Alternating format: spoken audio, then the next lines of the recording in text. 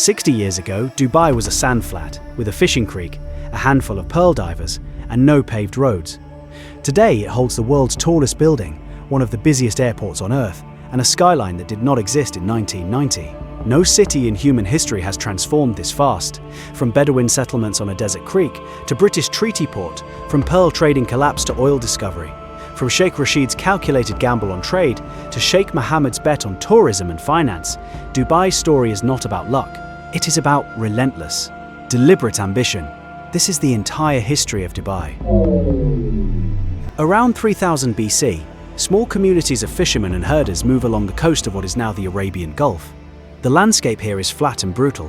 Salt flats meeting desert, the Gulf shallow and hot, the summer heat capable of killing the unprepared.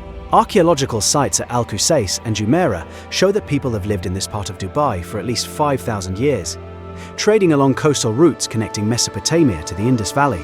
But what made this particular creek on the Arabian Gulf worth settling permanently took much longer to emerge. By around 500 BC, the area now known as Dubai Creek draws small trading communities exploiting its natural shelter. The creek cuts inland from the Gulf, creating a protected waterway where boats can anchor safely away from open water storms. The image shows the creek mouth in the ancient period, flat desert on both sides, date palms near fresh water sources inland, small fishing boats pulled up on the bank, the water glassy and still in the early morning heat. The region sits within the territory of various tribal confederations through the early centuries AD. Islam reaches the Arabian Peninsula in the 7th century, and by 637 AD, the communities along this coast are fully part of the Islamic world. The image shows a small settlement on the Dubai Creek in the early Islamic period, a mosque, date palm groves, low mud brick structures, and pearl diving boats preparing to head out into the Gulf. Life here runs on fishing, pearling, and the slow rhythms of coastal trade. What most people never learn is that Dubai's first real economic engine had nothing to do with oil. Pearl diving defines Dubai for centuries. Each summer, fleets of wooden dhows sail out into the Arabian Gulf for months at a time. Divers descend without equipment, no tanks, no masks, holding their breath and collecting oysters from the seabed. The image shows a pearl diving fleet leaving the creek around 1900. Dozens of wooden vessels with triangular lateen sails filling with wind. The Al Fahidi fort visible on the southern bank, the water crowded with the commerce of a town that runs entirely on what the sea gives up. Sheikh Maktoum bin Bouti establishes the Maktoum dynasty's rule over Dubai in 1833, when he leads around 800 members of the Bani Yas tribe from Abu Dhabi to settle permanently on the creek's southern bank. This migration is deliberate. Dubai's creek offers better anchorage and trading access than what the Bani Yas had before. The Maktoum family's decision to make Dubai a free trading port, charging minimal taxes and welcoming foreign merchants, shapes the city's commercial identity for the next 2 centuries. That single decision about trade policy in 1833 is still visible in how Dubai operates today. Britain formalizes its presence along the Trucial coast through a series of treaties across the 19th century. Dubai signs the exclusive agreement with Britain in 1892, giving Britain control over Dubai's foreign affairs in exchange for protection against outside attack. The image shows British political officers meeting with Trucial sheikhs on the creek in the late 1800s. A formal gathering under shadecloth, Arab leaders in white robes and British officials in uniform, the power dynamic written into the arrangement of the chairs. The pearl market collapses between 1929 and 1931. Japanese cultured pearls flood the global market at a fraction of natural pearl prices. The Great Depression eliminates most remaining buyers. Dubai's pearl diving industry, which had sustained the city for centuries, disappears within 2 years. The image shows the creek in 1932. Dhows still moored, but idle, fewer men moving on the waterfront. The economic certainty of an entire way of life simply gone. Dubai faces its worst crisis with almost no alternative income source in sight. Without what came next, Dubai might have remained a forgotten fishing town on the Arabian Gulf.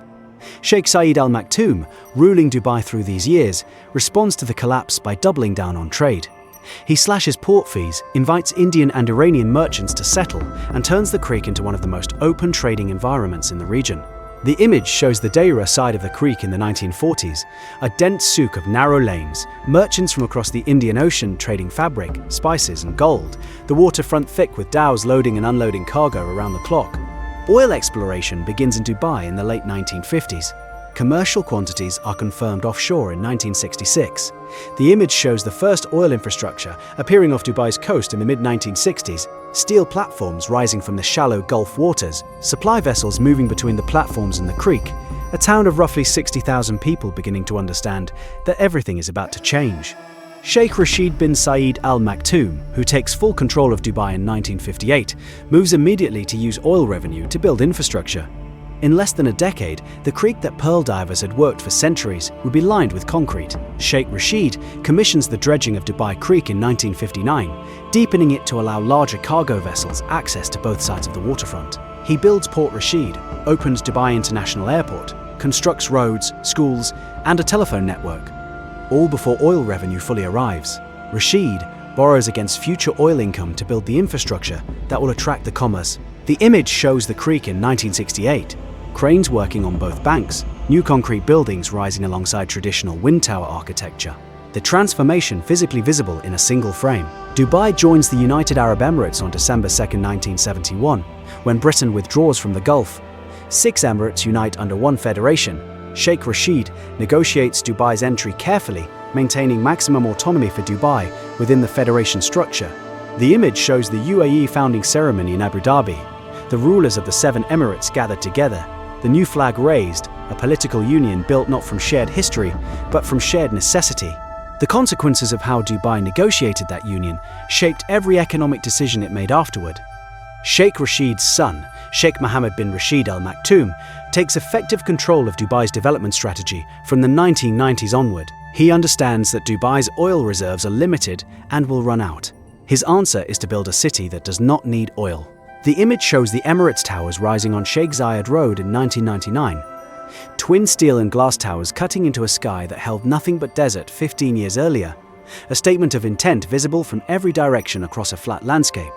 The Burj Al Arab opens in December 1999 on an artificial island off Jumeirah Beach. Sheikh Mohammed commissions it as a global landmark, a sail-shaped tower rising 321 meters above the water. Designed to signal Dubai to the world as a luxury destination. The image shows the Burj Al Arab at night, lit against the dark Gulf, the beach behind it still relatively empty, the hotel standing as an advertisement for a city actively selling itself to the entire world simultaneously. Dubai builds the Palm Jumeirah from 2001 onward, an artificial palm-shaped island extending 5 kilometers into the Gulf, created entirely from sand dredged from the seabed. The image shows the Palm Jumeirah under construction in 2004.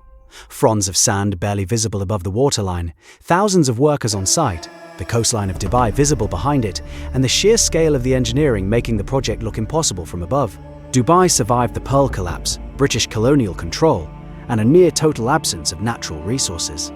It outlasted every reason it should have stayed small. From a fishing creek where Bedouin traders bartered goods across the Arabian Gulf, to the city of the Burj Khalifa and the world's busiest international airport, Dubai made itself through will, policy, and a refusal to accept geographic limitation. That is Dubai. If you enjoy seeing history come alive, hit subscribe and tell us which city we cover next. Until next time.